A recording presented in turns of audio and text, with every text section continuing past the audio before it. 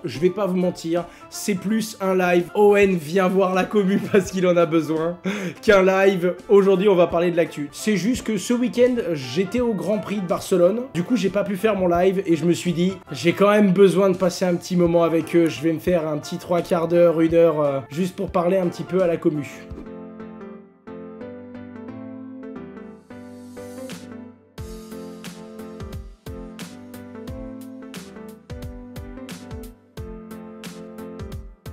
On a besoin d'être rassuré. Ah, je suis pas là pour te rassurer, mon pote. Et puis, comme d'hab, hein, le marché est dans une vraie phase d'incertitude. Si on me demande, ouais, est-ce que le Bitcoin peut aller plus bas ?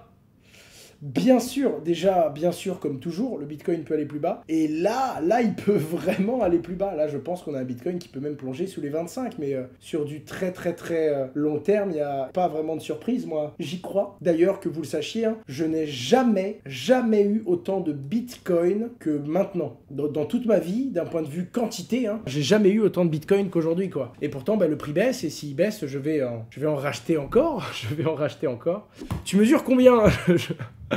Ah ouais, d'accord, en fait, c'est très invasif, en fait, Twitch. Ah, je mesure 2,25 m. Contre toute attente. Non, je fais un mois 75. Je fais 1,75 m. Les gars, je suis fracassé, les gars. Je suis fatigué. On a passé, du coup, le week-end au Grand Prix. J'ai été avec les Pirates, donc c'est l'équipe de Dogami. Et on avait une table ronde avec le boss de McLaren Racing. Et du coup, j'ai fait un pitch avec eux. Ils m'ont permis d'y aller avec 3 gars. Donc, naturellement, j'ai pris un gars de Just Mining qui était fan de F1. Il y avait un mec de Descoin aussi qui était complètement dingue de Grand Prix et de Formule 1. Et j'avais Dimitri, hein, qui est à la tête de Vega Management, qui s'occupe d'ailleurs de la chaîne secondaire, du Twitch, tous les designs que vous avez, toute la nouvelle DA, elle va être refaite par ces équipes en ce moment. Les mecs sont en train de bosser dur. Et donc, eux, c'est des vrais fans de Formule 1. Moi, j'étais pas fan de Formule 1 à la base, je connaissais pas trop. Mais moi, vous me connaissez. Je suis arrivé en mode, bon, c'est quoi les budgets des différentes écuries? C'est quoi les optimisations sur les véhicules? Combien coûte une voiture? C'est quoi le salaire des pilotes? Globalement, c'est quoi le business model pour faire tourner une écurie? En mode vraiment business, comment ça tourne? Vous savez que c'est ce qui me passionne. Et du coup, moi, je suis arrivé, j'ai tout découvert. Tu vois, j'ai appris la F1 à travers Villeux et je me retrouve sur le paddock. Je savais même pas ce que c'était le paddock. On a vu un pit stop, le moment où la bagnole s'arrête. On était directement avec eux et on a vu un vrai arrêt départ à la boxe où ça c'était incroyable, tu vois. Et genre que tu aimes ou que t'aimes pas ou que tu sois fan ou pas de voiture, quand t'arrives, l'expérience d'être aussi près, de voir toute l'équipe, c'est vraiment quelque chose de magnifique et c'était une super belle expérience. Et surtout, pour moi, c'était un bon moyen également de souffler un petit peu, de décompresser. Mais du coup, on a fait beaucoup d'events avec eux, on a beaucoup bougé et du coup, j'ai ma voix de mec fatigué. Où est-ce que tu as acheté ton t-shirt? Mon t-shirt, c'est le même t-shirt que celui où il y a Bitcoin. Bricktown World. C'est eux qui font ça. C'est des t-shirts qui sont assez chers, je crois, mais qui sont super quali. J'avais fait cette photo pour eux quand ils m'en avaient offert un. Et puis, vous le savez, moi, j'aime bien les t-shirts tout blancs ou tout noirs. Comme ça, si d'un coup, il y a une prise importante de parole à la télé ou quoi... Tac! Bonjour à toutes et à tous, c'est Asher, nouveau personnage, si on a besoin de faire encore plus sérieux, ou alors encore plus les experts à Miami.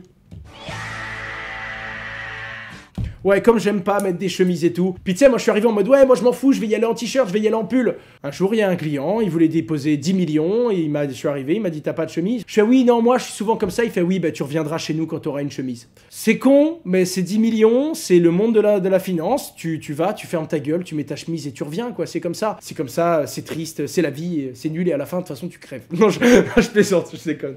Mais bref, vous avez compris le truc, quoi.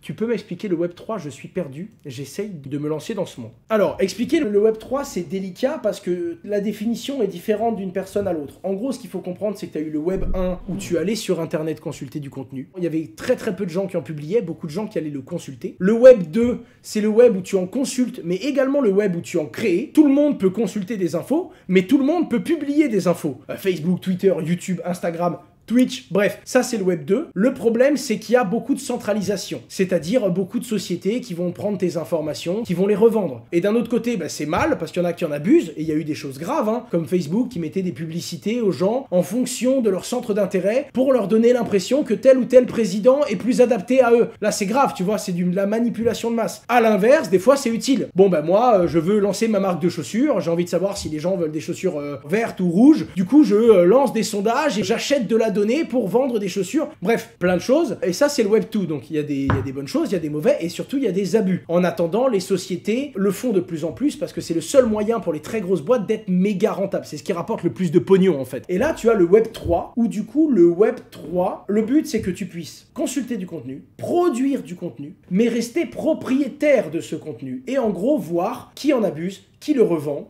Si t'as envie de le vendre, pourquoi pas? Internet a besoin de données, mais c'est à toi de le choisir. C'est pas à Facebook de vendre tes données, tu vois, c'est à toi de dire ok, je les vends ou je les vends pas. Bref. Le Web 3, c'est ça. Le Web 3, c'est utiliser la blockchain pour que tu puisses rester propriétaire de ton contenu.